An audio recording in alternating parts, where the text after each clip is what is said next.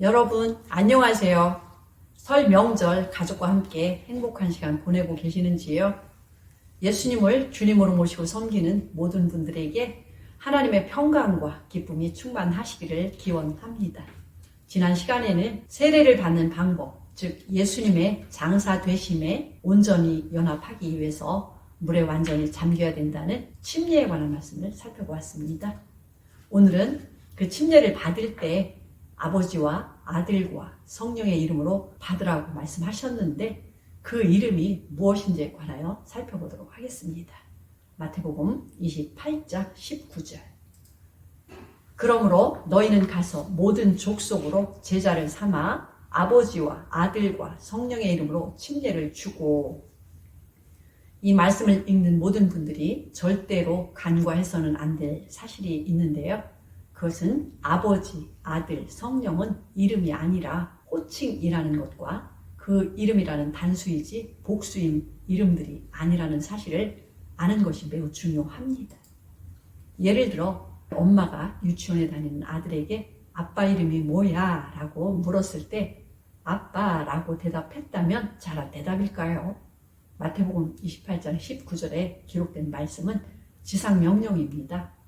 왕의 조서를 내릴 때도 단지 만왕의 왕이라는 직함만 쓰지 않고 예수라고 기록하시는 것이 당연할 것입니다. 이는 대통령이라는 직함 뒤에 실제 성함인 이름을 쓰는 것과 같습니다. 실제로 사도들과 초대교회에서는 모두 오직 예수 이름으로 침례를 주었음을 확인할 수가 있습니다. 우선 교회가 세워진 첫날에 주었던 침례부터 살펴보겠습니다. 성령이 120여 명의 제자들 안에 충만하게 임하시고 베드로를 비롯한 모든 사도들은 우리가 어찌하여야 구원을 얻겠느냐라고 질문한 수천 명의 유대인들에게 다음과 같이 대답을 해주었습니다. 사도행전 2장 38절. 베드로가 가로되 너희가 회개하여 각각 예수 그리스도의 이름으로 침례를 받고 죄 사함을 얻으라.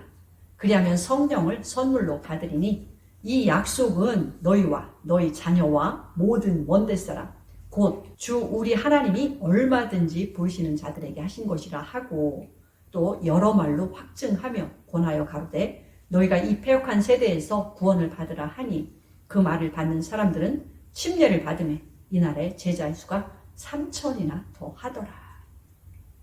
이 말씀은 천국 열쇠를 받은 베드로 사도뿐만 아니라 다른 11 사도들이 함께 증언한 진리입니다. 당연히 아버지와 아들과 성령의 이름으로 침례를 주라고 기록한 마태 사도도 함께 증언했습니다.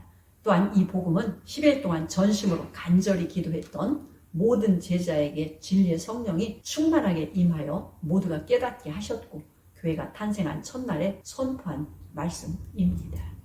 이 복음은 12 사도들이 예루살렘과 온 유대와 사마리아 모든 이방인 즉 땅끝까지 선포할 증인으로서 증언한 말씀입니다. 또한 이 말씀은 하나님께서 얼마든지 부르시는 모든 자들에게 하신 약속이라고 하셨어요. 이 복음은 교회 첫날에 12 사도들의 선언을 듣고 성령의 감동을 받은 신자들 3,000명이 순종하여 제자가 되게 한 진리입니다. 사도 베드로는 이 말씀이 영원토록 변함이 없는 복음인 것을 다음과 같이 선포했습니다. 베드로전서 1장 22절.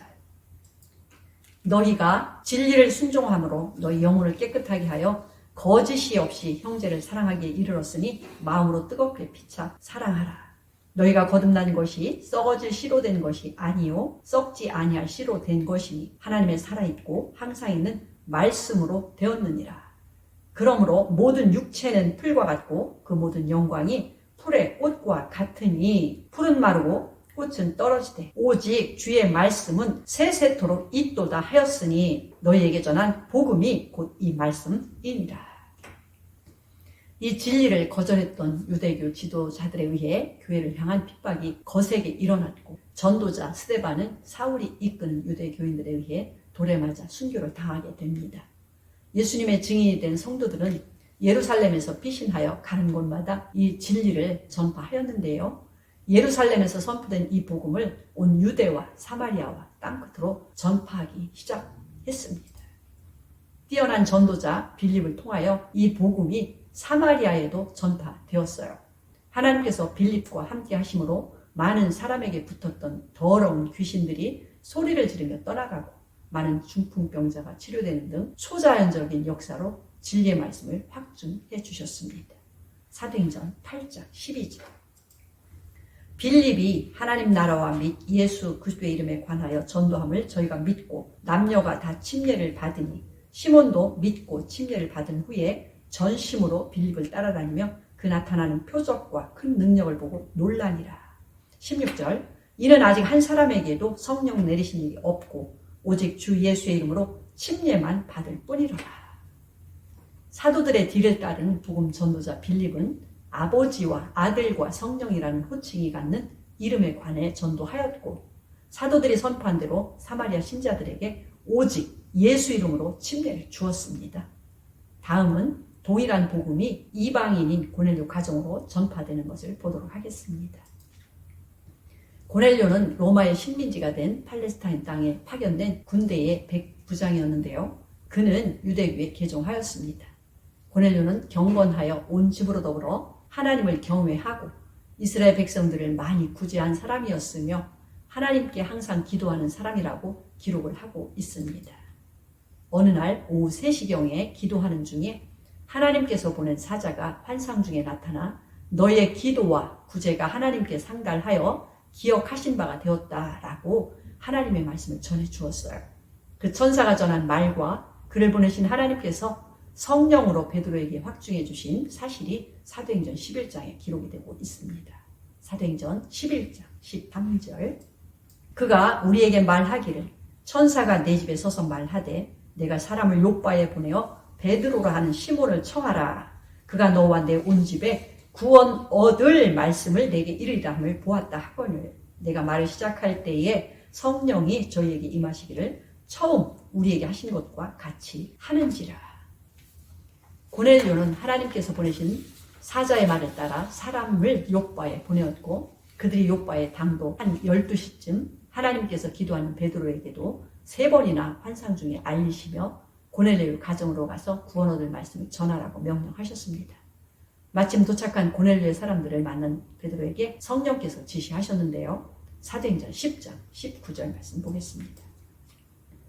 베드로가 그 환상에 대하여 생각할 때에 성령께서 저더러 말씀하시되 두 사람이 너를 찾으니 일어나 내려가 의심치 말고 함께 가라. 내가 저희를 보내었노라 하시니 베드로는 그들과 함께 고넬료의 집에 도착하였고 고넬료는 우리 온 가족을 구원시키기 위하여 하나님께서 당신에게 주신 하나님의 말씀을 들으려고 당신 앞에 있으니 그 말씀을 전해달라고 말을 하였습니다. 사도행전 10장 42절. 우리를 명하사 백성에게 전도하되 하나님의 산자와 죽은 자의 재판장으로 정하신 자가 곧 이 사람인 것을 증거하게 하셨고 저에 대하여 모든 선지자도 증거하되 저를 믿는 사람들이 다 그 이름을 힘입어 죄사함을 받는다 하였느니라. 베드로가 이 말 할 때에 성령이 말씀 듣는 모든 사람에게 내려오시니 베드로와 함께 온 할례받은 신자들이 이방인들에게도 성령 부어주심을 인하여 놀라니 이는 방언을 말하며 하나님 높임을 들음이로라. 이에 베드로가 가로되 이 사람들이 우리와 같이 성령을 받았으니 누가 능히 물로 침례 줌을 금하리요 하고 명하여 예수 그리스도의 이름으로 침례를 주라 하니라. 저희가 베드로에게 수일 더 유하기를 청하니라.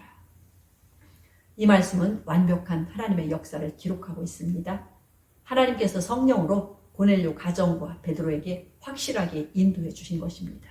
이 역사에는 사단의 거짓이 개입되거나 베드로의 사적인 오류가 끼어들 여지가 전혀 없어요. 하나님은 우리 각자의 삶 속에서도 실수하지 않으시는 분이실 뿐만 아니라 이후 2000년 동안 땅끝까지 모든 족속에게 영원한 복음을 전파하신 일에는 더더구나 실수하지 않으시는 분이십니다.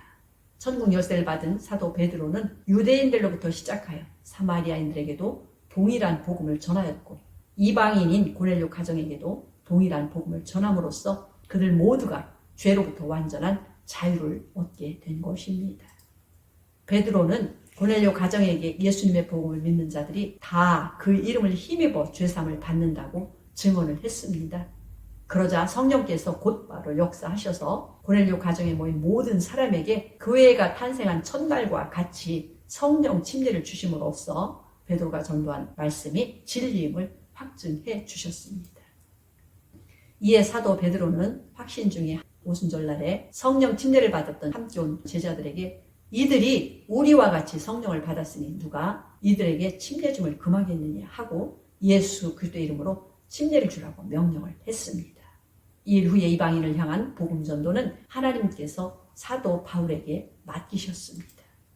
사도 바울은 1차 선교 여행을 통하여 갈라디아 지역의 교회를 세웠고 2차 선교 여행을 통하여 고린도 지역의 교회를 세웠으며 3차 선교 여행을 통해 소아시아 지역의 에베소 교회를 시작으로 여러 교회를 세웠습니다. 그러면 에베소 교회를 세울 때 전파한 침례에 관하여 알아보도록 하겠습니다. 사도행전 19장 1절. 아볼로가 고린도에 있을 때에 바울이 윗지방으로 다녀 에베소에 와서 어떤 제자들을 만나 가로되 너희가 믿을 때에 성령을 받았느냐? 가로되 아니라 우리는 성령이 있음도 듣지 못하였노라. 바울이 가로되 그러면 너희가 무슨 침례를 받았느냐? 대답하되 요한의 침례로라. 바울이 가로되 요한이 회개의 침례를 베풀며 백성에게 말하되 내 뒤에 오시는 이를 믿으라 하였으니 이는 곧 예수라 하고는 저희가 듣고 주 예수의 이름으로 침례를 받으니 바울이 그들에게 안수함에 성령이 그들에게 임하심으로 방언도 하고 예언도 하니 모두 12사람쯤 되니라. 이 상황은 참으로 기이하게도 요한복음 3장에 기록된 상황과 닮았는데요. 침례 요한이 유대인들에게 회개의 침례를 베풀며 예수님께로 가서 온전한 침례를 받으라고 하면서 예수께서 성령과 불로 침례를 주실 분이라고 소개했습니다.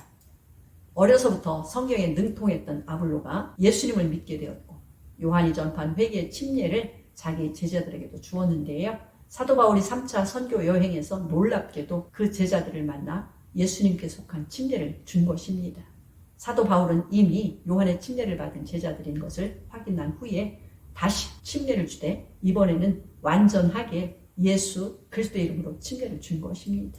예수님께서도 아볼로의 모든 제자들에게 성령으로 침례를 주심으로써 사도 바울이 전한 복음이 하나님의 진리임을 확인시켜 주셨습니다.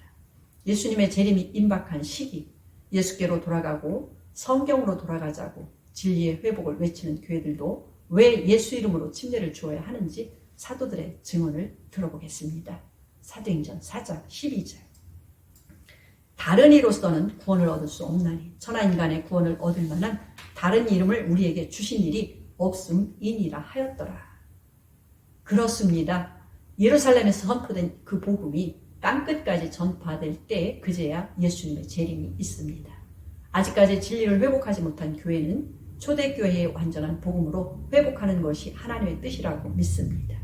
사도 바울은 3차례의 선교 여행에서 동일한 복음을 전파하되 계시록 2장과 3장에 기록된 7교회는 모두 에베소 교회에서 전파된 복음으로 세워진 것임을 명심해야 합니다. 이제 정리해 보겠습니다. 마태복음 28장 19절 말씀에서 아버지와 아들과 성령의 이름으로 침례를 주라고 명령하신 것은 아버지와 아들과 성령의 이름이 예수 이름으로 침례를 주라는 것입니다. 그러므로 사도들은 복음을 믿고 순종하는 자들에게 죄 사함을 주기 위하여 모두 다 예수 이름으로 침례를 주었습니다. 다른 이로서는 구원을 얻을 수 없으며 천하 인간에게 구원 얻을 만한 다른 이름을 우리에게 주신 일이 없다고 하셨기에 오직 예수 이름만이 모든 신자들이 믿고 불러야 할 유일한 이름입니다. 사도 베드로가 증언한 영원한 복음이란 초대교회에서의 성도들이 순종했던 것처럼 죄사함을 얻기 위하여 예수 이름으로 침례를 받는 것입니다. 오늘도 저는 모든 분들이 하나님의 은혜를 받아서 이 진리를 깨달으시고 순종하심으로 영원한 죄사함을 얻으시기를 간절히 원합니다. 아멘.